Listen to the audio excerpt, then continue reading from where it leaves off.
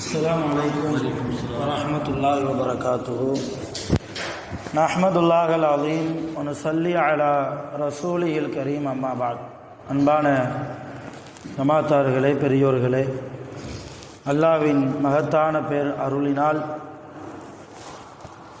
இரவு நேர தொழுகையை, தராவி தொழுகையை தொழுது முடித்துவிட்டு நாம் எல்லாம் அமர்ந்திருக்கிறோம். இன்றைக்கு ஓதப்பட்ட ஒரு வசனம் 4வது ஜுஸ்ஸுவில் அல்லாஹ் ரசூலுல்லாவை பற்றி சொல்கிறார். வலவ் குன்த ஃபல்லன் கலீலல் கல்பி லன் ஃபல்லு மின் ஹவுலிக். நபியே, நீங்கள் மட்டும் கடுகடுத்தவர்களாக இருந்தால் உங்களை சுற்றி இப்பொழுது இருப்பவர்கள் இருக்க மாட்டார்கள். எனவே ஃபஅஃபு அன்ஹும், உங்களுக்கு யார் தீங்கு இழைக்கிறார்களோ அவர்களை மன்னித்து விடுங்கள். வஸ்தக்ஃபிர் லஹும், உங்களுக்கு தீங்கு இழைத்தவர்களுக்காக நீங்கள் அல்லாஹ்விடத்தில் இஸ்திக்ஃபார் தேடுங்கள். வஷாவிருஹும் ஃபில் அம்ரி, ஏதாவது ஒரு காரியத்தை செய்கிறதா இருந்தால் மஷோரா செய்யுங்க என்று அல்லாஹ் சொல்கிறான். இது கொஞ்சம் நீளமான ஆயத், நமக்கு தேவையானதை மட்டும் சொல்கிறான். இப்போ இங்கே அல்லாஹ் தஆலா ரசூலுல்லாவுக்கு என்ன சொல்கிறான்? நீங்கள் கடுகடுத்தவர்களாக இருந்தால் உங்கள் பக்கத்தில் ஒருத்தர் இருக்க மாட்டான். இதுதான் யதார்த்தம். இப்போ உலகத்தில் அன்பால் சாதிக்க வேண்டுமே தவிர அதிகாரத்தை கொண்டு சாதிக்க நினைத்தவர்கள் தோத்துத்தான் போவார்கள் என்பது ரசூலுல்லாவுடைய குணத்தை அல்லாஹ் சொல்வதின் மூலமாக குர்ஆன் நமக்கு உணர்த்துகிறது. ரசூலுல்லாவுடைய வாழ்க்கையில் பார்க்குறோம், ரசூலுல்லா எந்த அளவு மன்னித்தார்கள், எந்த அளவு இரக்கம் குணம் உள்ளவர்களாக இருந்தார்கள். ஒரு சின்ன இந்த விஷயத்தை சொல்றதுக்கு முன்னால ஒரு சட்டத்தை சொல்றேன். ரமலானுடைய மாசத்துல இருக்கிறோம், நோன்பு வச்சுக்கிட்டு இருக்கிறோம். வேணுக்கும்னே ஒரு ஆள் நோன்பை விட்டா என்ன செய்யணும்? அதுக்கு பரிகாரம் என்ன? ஒரு நோன்பை விட்டா 60 நோன்பு வைக்கணும். எப்போ? ரமலான் அல்லாத மாசத்துல. ரமலான்ல ஒரு நோன்பு விட்டா ஒன்றுக்கு பகரம் 60 நோன்பு. அந்த 60 நோன்பு எப்படி? வாரத்துக்கு 1 அப்படியா? தொடர்ச்சியா வைக்கணும். ஒரு ஆள் 45 நோன்பு வச்சுட்டாரு, 46வது நோன்பு அவரால் வைக்க முடியல, சஹர்ல தூங்கிட்டாருன்னு வைங்க, மறுபடியும் முதல்ல இருந்து தான் கவுண்ட் வரணும். ஒரு நாள் கேப்பு விட்டு ரெஸ்ட்டு, ஒரு நாள் கழிச்சு 46வது நோன்பு அப்படின்னு சொல்லி ஸ்டார்ட் பண்ண. இது ஷரியத்து சட்டம், நோன்புக்கு உண்டான சட்டம். அப்ப 2 மாசம் தொடர்ந்து ஒரு நோன்பை விட்டா 60 நாள் 60 நோன்பு வைக்கணும். இது ஒரு பரிகாரம். 60 நோன்பு வைக்க முடியல, அந்த அளவு உடம்புல தாக்கத்து இல்லை அப்படின்னா ஒரு நோன்பை விட்டா 60 ஏழைகளுக்கு சாப்பாடு கொடுக்கணும். 3 வேளையும் கொடுக்கணும். ஏதோ ஒரு வேளை காலையில் 4 ரொட்டி வாங்கி கொடுத்து 4 புரோட்டா வாங்கி கொடுத்து நான் 2 தோசை சுட்டு கொடுத்தா சரியா போயிடும், அப்படி இல்லை. 3 வேளையும் கொடுக்கணும். 60 ஏழைகளுக்கு. அதுக்கும் முடியல அப்படின்னா மூணாவது பரிகாரம் நம்ம காலத்தில் செல்லாது, நடைமுறையில் இல்லை, ரசூலுல்லாஹ் காலத்தில் இருந்தது. ஒரு அடிமையை வாங்கி உரிமையிடணும். இப்போ யாருக்கும் அடிமை இல்லை, அதனால 3வது பரிகாரத்தை நம்மளால் செய்ய முடியாது. இப்போ இது நோன்பை வேணுக்கும்னே விட்டா என்ன செய்யறது அப்படிங்கிறதுக்கு சட்டம். இது நல்லா உள்வாங்கிக்கங்க. ஒரு சம்பவம் நடந்துச்சு ரசூலுல்லாஹ் காலத்தில். இன்னொரு விஷயம் என்னன்னா, நோன்பு முறிக்கிறதுல எல்லாருக்கும் தெரியும், ஒரு நோம்பாளி பகல்ல தன் மனைவியோட சேர்ந்துட்டா நோன்பு முறிஞ்சிரும். இப்போ அதுக்கும் பரிகாரம் என்ன செய்யணும்? அவர் 60 நோன்பு வச்சாகணும், அல்லது 60 ஏழைகளுக்கு சாப்பாடு கொடுக்கணும், அல்லது ஒரு அடிமையை உரிமை இருக்கணும். இது சட்டம். ரசூலுல்லாஹ் காலத்தில் ஒரு சஹாபி வந்தார். அவர் பேர் அப்துல்லா.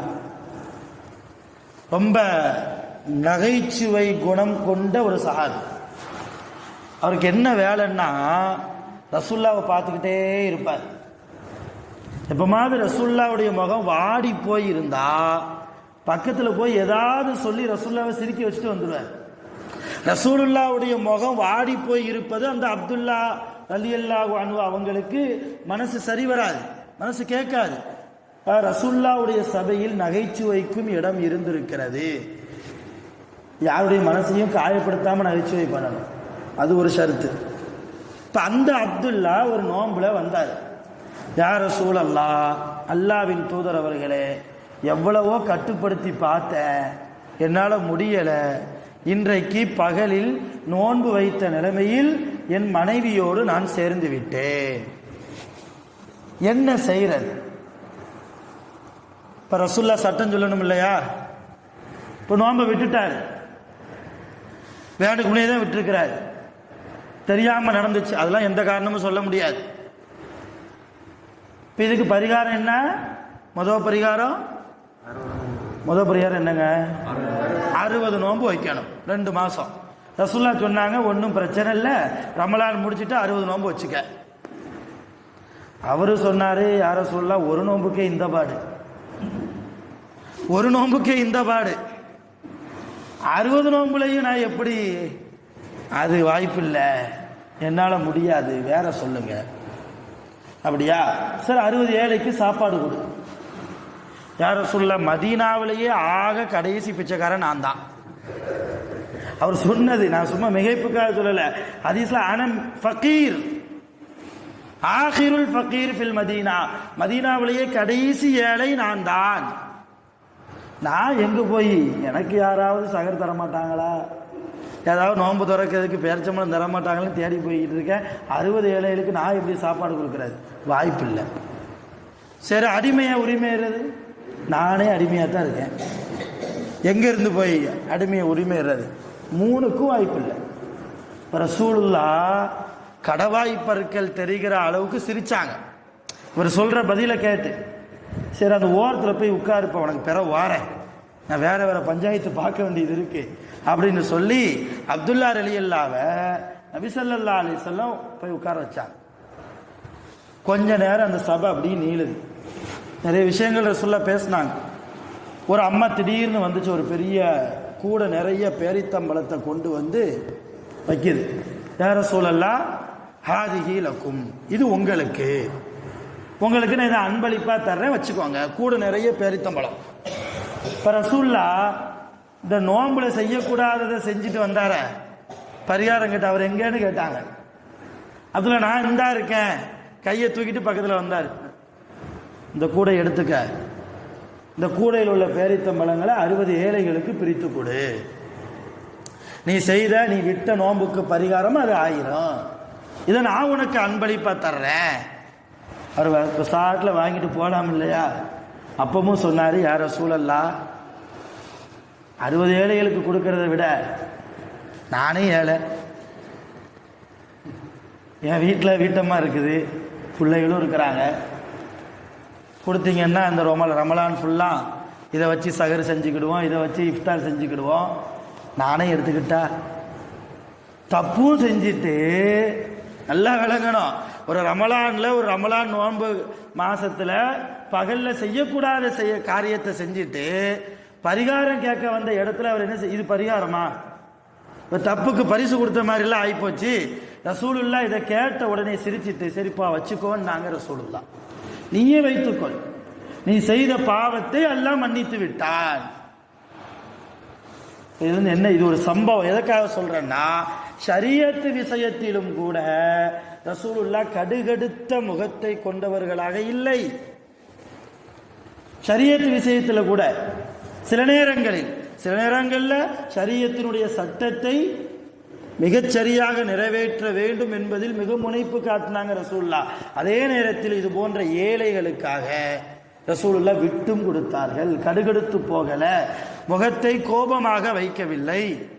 இதே அப்துல்லா சஹாபி வெளியூருக்கு போனார்னா ரசூலுல்லாஹ்க்கு ஏதாவது வாங்கிட்டு வருவார், அது அவருடைய பழக்கம். இப்போ நாம கூட வெளிநாட்டிலேருந்து நம்ம பிள்ளை வர்றாங்கன்னா அத்தாவுக்கு, அம்மாவுக்கு, மனைவிக்கு எல்லாம் வேண்டு வர்றாங்களா இல்லையா?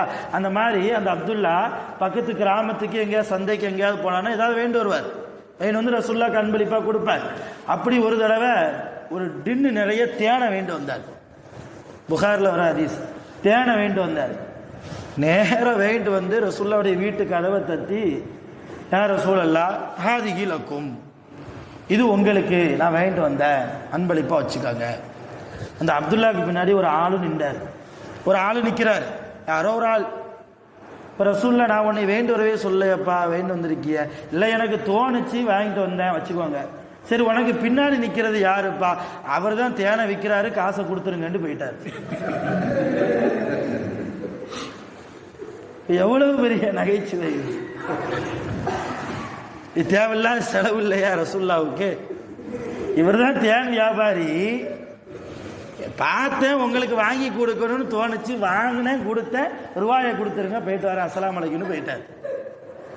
இப்போ ரசூலுல்லாஹ் இதற்கும் அனுமதி கொடுத்தார்கள். இப்போ நம்ம சிரிக்கிற மாதிரி ரசூலுல்லாவும் சிரித்தாங்க. வரலாறு இது அம்புலி மாமா கதை இல்லை. புகாரி, நசாயி, திருமதி போன்ற ஆதாரபூர்வமான ஹதீஸ்களில் இடம்பெற்ற ரசூலுல்லாவுடைய சஹாபாக்கள் சம்பந்தமாக வரக்கூடிய ஹதீஸ்களில் இந்த அப்துல்லாவை பற்றி வருது.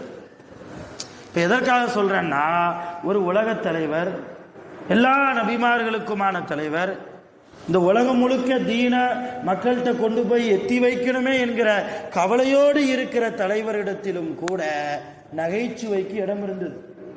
இன்னைக்கு நம்ம ஆளு வெளியே போயிட்டு உள்ள வந்தான்னா வீட்டுக்குள்ள 1/4 கிலோ இஞ்சியை சாப்பிட்ட மாதிரியே முகத்தை உருன்னு வச்சுட்டு போறது, வீட்ட மாட்டார்.